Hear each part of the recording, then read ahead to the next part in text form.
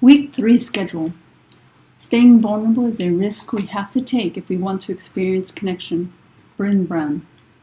So for this week, we have 4 assignments. So you're going to be reading chapters 3, 4, and 5 of the book Opening Up by writing it down. Also, you'll continue with your summary reflections in your groups. So first summarizing the chapters and also reflecting the summaries and then concluding with a critical thinking question. And don't forget, you'll need to listen to at least 2 other classmates in your group, listen to their posts and respond to their question. And then when they respond to yours, then you reply back. So again, you post, you respond, and you reply. And then we'll be doing a class activity on Bryn Brown and letting go. And then your journal entry for this week will be a letter to COVID. And so this will be available on VoiceThread. And again, you'll want to leave your audio comments directly on just this slide. And then you will reply to your classmates by clicking on their profile picture. Click on the arrow, and then you will reply directly to them.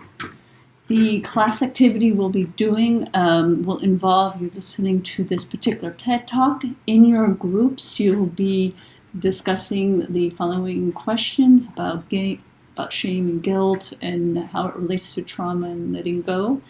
And then after the group discussion, you'll be writing in your journals about summarizing what you learned from your classmates. And don't forget, you'll need to title and date those entries so I can keep track of the different writing activities you're doing. And then generally, group discussions kind of go about 30 minutes, 40 minutes, the time it takes to watch the video and for everybody to have a chance to talk and go through the questions. Still want to play that. And the journal entry for this week will be a letter to COVID. So this is an opportunity for sort of like thinking about COVID in an abstract way and looking at the connections that have been lost due to the pandemic and talk about what you have missed about those connections.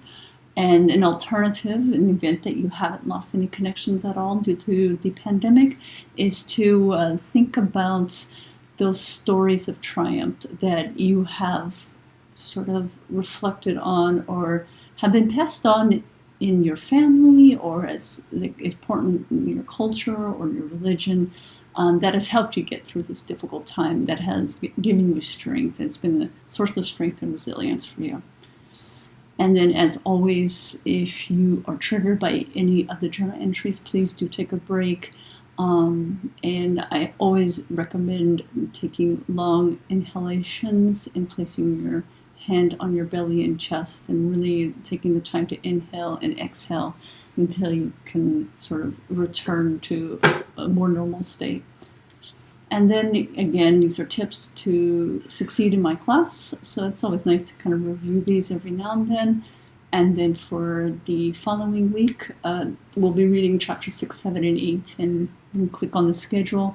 If you ever need any resources, you can click on all of these things here. Writing Center, CAPS, academic advising, and of course, if there are incidences of sexual harassment in class, then you can always report that.